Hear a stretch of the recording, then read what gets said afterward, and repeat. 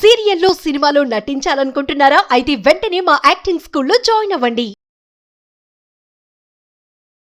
నమస్తే, welcome back to Suman TV. Present మనతో పాటు ఉన్నారు ఎడ్యుకేషన్ కన్సల్టెంట్ దుర్గశ్రీ గారు. నమస్తే మ్యామ్. నమస్కారం అండి. మేడం, మన ఎడ్యుకేషన్ సిస్టమ్ గురించి మాట్లాడుకుంటే అంటే గుడ్ ఆర్ బ్యాడ్ అని పక్కన పెడితే కొంచెం స్ట్రెస్ఫుల్ ఎడ్యుకేషన్ అని చెప్పుకోవాలి. ఏదైనా సరే ఎగ్జామ్స్ విషయంలో కానీ ఎల్కేజీ నుంచి చూడండి, ఎల్కేజీ అంటే ఇంకా ఎల్కేజీ కింద ఉంటుంది కదా, కిండర్ గార్డెన్ అంటారు. అక్కడ కూడా ఈ మధ్యన కొన్ని టెస్టులు పెట్టడాలు ఇవన్నీ జరుగుతున్నాయి. ఫస్ట్ క్లాస్ ఎల్కేజీ నుంచి ఎగ్జామ్స్ ఉంటాయి. ఇంకా నేను ఈ మధ్యన ఒక ఆర్టికల్ చదివాను, మీకు కూడా పంపించాను. అది ఫిన్లాండ్లో ఎడ్యుకేషన్ సిస్టమ్ ఎలా ఉంది, అక్కడ ఓన్లీ మదర్ టంగ్లోనే సబ్జెక్ట్స్ అంతా చెప్పడం జరుగుతుందంట. 9th వరకు కూడా ఎగ్జామ్సే ఉండవంట. మరి 9th వరకు ఎగ్జామ్స్ ఉండవంటే ఇక మన దగ్గర అసలు చదవరేమో మరి అలా అంటే మరి మన దగ్గర ఎడ్యుకేషన్ ఎలా ఉంటుందండి? ఫస్ట్ క్లాస్ నుంచే వాడు అసలు చదువుతూ ఉండాలి, పరీక్షలు first term, second term, third term అని చెప్పేసి. అంటే ఒక్కసారి మనం ఫిన్లాండ్ చదువుల గురించి మాట్లాడుకుంటే అంటే మన ఎడ్యుకేషన్ సిస్టమ్ కూడా అలా చేంజ్ అవుతే ఎలా ఉంటుంది అసలు? అంటే అలా ఉండడం వల్ల మనకేమైనా లాసెస్ ఉంటాయా? అంటే మీరు అన్నది కరెక్టే. ఫిన్లాండ్ ఎడ్యుకేషన్ వరల్డ్ లో టాప్ నాచ్ అని డెఫినెట్ గా అందరం యాక్సెప్ట్ చేస్తాం. Not just as an educationist but otherwise చాలా రారల్స్ అనేది ఫిన్లాండ్ ఎడ్యుకేషన్. వాళ్ళ సింపుల్ టెక్నిక్ అండి వాళ్ళది. గ్రేడ్ 1 అని కాదు, బై ద ఏజ్ ఆఫ్ 5 వాళ్ళు స్కూల్ స్టార్ట్ చేస్తారు. వాళ్ళకి ఏది పుస్తకాల్లో కూర్చుని చదవాలి ఇది అది లేదు. వాళ్ళు సింపుల్ది నేర్చుకుంటున్నారు. ఏంటి, ఒక గ్లోబల్ సిటిజన్గా నేను ఏం నేర్చుకోవాలి? నేను మీతో కమ్యూనికేట్ చేయాలి కదా. నేను మీకు కమ్యూనికేట్ చేయాలి అంటే నా చేతులు మాట్లాడాలి, నేను మాట్లాడాలి, నా బాడీ మాట్లాడాలి, అండ్ నా పేషెంట్స్తో కూడా ఉండాలి కదా. ఒక బాడీ లాంగ్వేజ్ అదే ఉంటాయి కదా, verbal communication, non verbal communication. అవి పుస్తకాల నుంచి నేర్చుకోలేదు కదా, అది వాళ్ళు లైవ్గా నేర్చుకుంటారు. ఇదే కాకుండా ఫిజికల్ డెవలప్మెంట్ ఉండాలి, ఇమోషనల్ డెవలప్మెంట్ ఉండాలి, మెంటల్ డెవలప్మెంట్ ఉండాలి, సోషల్గా నేను ఎట్లా ఉన్నాను, నేను సోషల్ స్కిల్స్ అనేది ఎట్లా డెవలప్ చేసుకోవాలి, ఇవన్నీ. ఇదే కాకుండా నేచర్ని నేను ఎట్లా రెస్పెక్ట్ చేయాలి, నేచర్ని నేను రెస్పెక్ట్ చేస్తే అది నన్ను రెస్పెక్ట్ చేస్తుంది. అలా అని నేను ఎదుటి మనిషిని రెస్పెక్ట్ చేయకుండా చెట్టును చేయమని నేను రెస్పెక్ట్ చేస్తాను అంటే that does not equate, right? So ఫిన్లాండ్లో వాళ్ళు ఫోకస్ చేసేది ఏంటంటే ప్రైమరీ ఎడ్యుకేషన్ నుంచి mental development and physical development చూస్తున్నారు. వాళ్ళు ఎగ్జామ్ పెట్టకపోవచ్చు, బికాస్ ఎగ్జామ్ అన్న డెఫినేషన్ డిఫరెంట్ వర్డ్స్ ఉన్నాయి. టెస్ట్ ఏంటి, end of the chapter assessment ఏంటి, ఇవాల్యుయేషన్ ఏంటి, ఎగ్జామినేషన్ ఏంటి. వాళ్ళకి ఎగ్జామ్ లేకపోవచ్చు, కానీ continuous process of evaluation and feedback. Okay, అంటే ఏంటి, నువ్వు ఇవాళ చాలా బాగా ఆ పర్టికులర్ ప్రాబ్లమ్ని సాల్వ్ చేశావు. ఇప్పుడు చెట్లకు నీళ్లు పోస్తున్నాడు పిల్లవాడు, 5-6 సంవత్సరాలు. ట్యూబ్కి ఒక చిన్న కన్నం పడ్డది. ఆ కన్నాన్ని ఎట్లా మెండ్ చేసి అది ప్రాపర్గా వర్క్ అవుతుందా లేదా చూడాలి. అది ఆ అబ్బాయికి టెస్ట్ లాగా ఇస్తున్నాను, రైట్?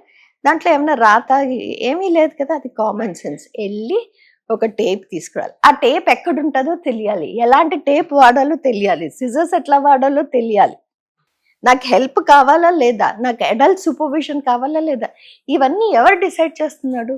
ఆ పిల్లవాడు డిసైడ్ చేస్తున్నాడు. నేను as an adult I'm only observing the child.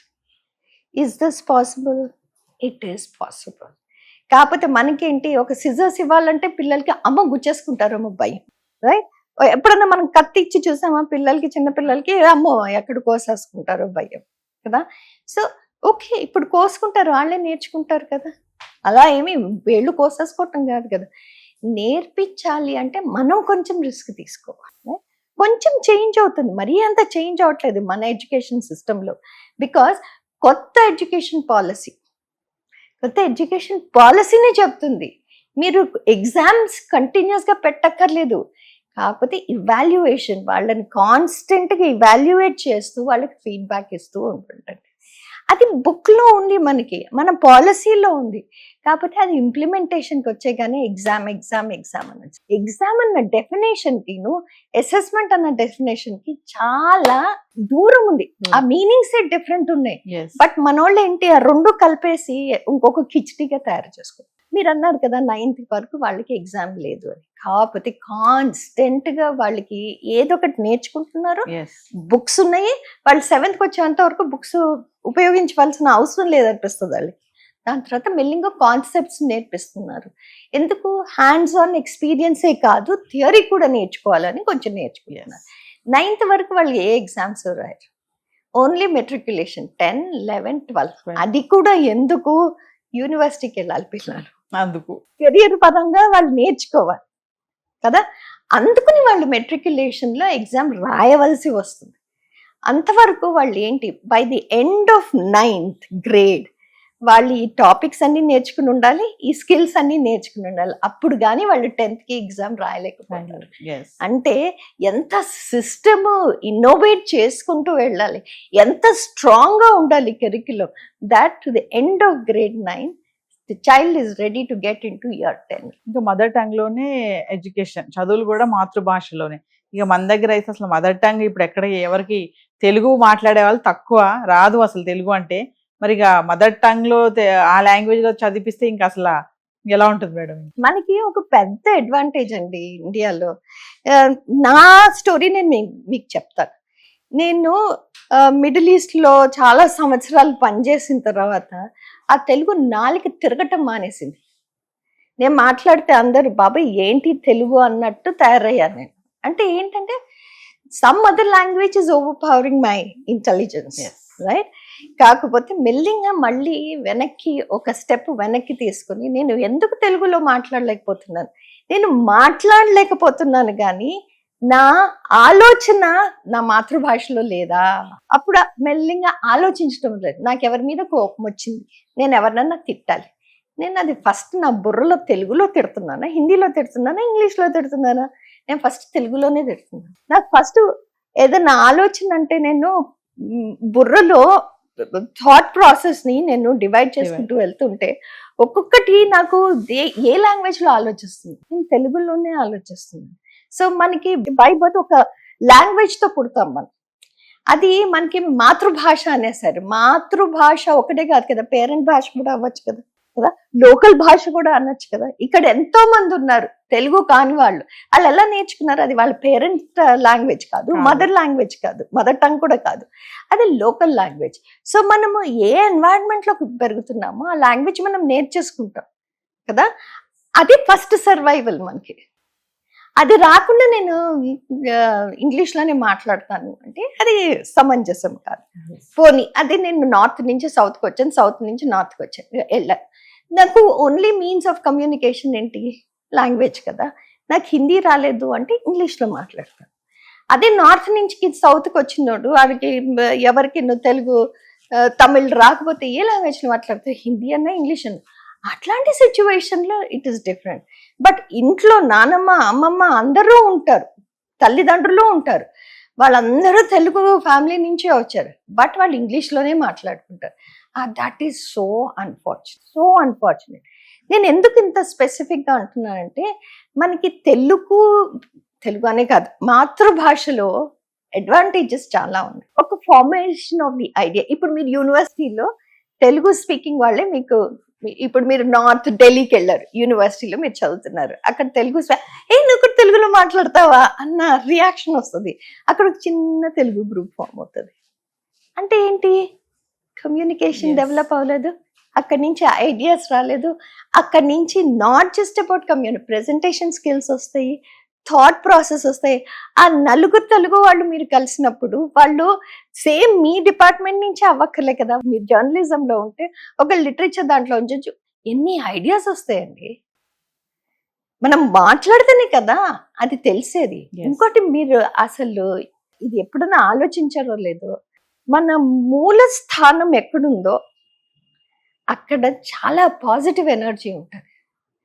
ఇంట్లో మనం తెలుగు స్పీకింగ్ వాళ్ళము or Tamil speaking or Marathi speaking వాళ్ళము అని మనకి తెలిసినప్పుడు ఇంట్లో తల్లిదండ్రులతో గ్రాండ్ పేరెంట్స్తో మనం ఆ భాషలో మాట్లాడలేకపోతే మన పూర్వీకులు ఎట్లా బతికారు, వాళ్ళు నేర్పబిల్చిన విద్య ఎట్లా వచ్చింది, మంచి నీతులు సూక్తులు అవన్నీ ఎక్కడి నుంచి వస్తాయి, అవన్నీ తెలియాలి కదా. అవన్నీ తెలియకుండా ఇంగ్లీష్ భాషని మనం నేర్చుకుంటాము అంటే I don't know. English is necessary, ఎందుకంటే that's the only universal language as of now.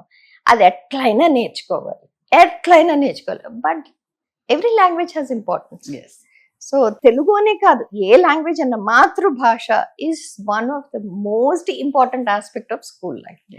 ఇప్పుడు ఫిన్లాండ్ వాళ్ళ అంత ప్రాస్పరిటీ ఎందుకు చూస్తున్నారు ఎడ్యుకేషన్ ఇండస్ట్రీ? పిల్లలందరూ వాళ్ళ లొకాలిటీలో వాళ్ళు ఎక్కడికన్నా వెళ్ళి బతకగలరు, వాళ్ళ కంట్రీలో వాళ్ళు ఎక్కడికన్నా వెళ్ళి బతకగలరు. ఎందుకంటే వాళ్ళకి తెలిసినది వాళ్ళ భాష, ఆ భాషతో పాటు కల్చర్ వాళ్ళది ఏంటో తెలుస్తుంది. మన కల్చర్ మనకి ఏంటో మనకి తెలియకపోతే ఇంకేం తెలుస్తుంది కదా.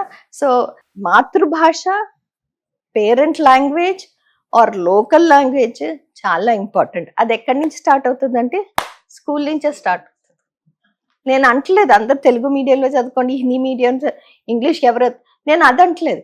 కాకపోతే ఇప్పుడు మనకి అడ్వాంటేజ్ సిబిఎస్ఈలో కూడా ఉంది, 3 లాంగ్వేజ్లు, మళ్ళీ 3 లాంగ్వేజ్లు తీసుకొచ్చేస్తారు కదా హై స్కూల్ వరకు. It's a beautiful part of it. So అంటే బుక్ నాలెడ్జ్ కంటే ప్రాక్టికల్ నాలెడ్జ్ కూడా చాలా ఇంపార్టెంట్ అంటారు ఫైనల్, అంతే కదా మేడం? ఎస్. మన వాళ్ళు ఏంటంటే బుక్ నాలెడ్జ్ ఉంటుంది చాలా మంది దగ్గర, అందరు కాదు, కొంతమందికి ప్రాక్టికల్ వాళ్ళని వచ్చి చూపించమంటే చూపించలేరు చాలా మంది. ఇప్పుడు మనమే మాట్లాడుతున్నామండి, నేను మొత్తం ఇంగ్లీష్ లో చెప్పాను అనుకో, మీ వ్యూవర్స్ చూస్తారా? చూడరు కదా. అక్కడే నేను వాళ్ళతో కమ్యూనికేట్ చేయలేదు. ఎస్. మీరు నన్ను ఎందుకు పిలిచారు? నేను తెలుగులో మాట్లాడగలను అన్న ధైర్యము మీకుంది. ఇంగ్లీష్ పదాలు మనం యూజ్ చేసినాను, మనం కమ్యూనికేట్ చేయగలము అని చెప్తున్నాను కదా. ఇప్పుడు మీ ఆడియన్స్ ఈ ప్రోగ్రామ్ చూడలేదు అంటే ఎందుకు చూడలేదు? ఇదంతా ఇంగ్లీష్ లో చెప్తున్నారు బాబు, నాకు అర్థం కావట్లేదు అంటేనే అయిపోయింది కదా అక్కడ, మనం కట్ అయిపోయినట్టే కదా. సో మాతృభాష ఇస్ మాతృభాష. అది మాతృభాష అని ఎందుకన్నారు? చక్కగా మాతృభాషలో మాట్లాడుకుంటే ముచ్చటగా ఉంటుంది, పిల్లలు కూడా నేర్పించు. Thank you. Thank you.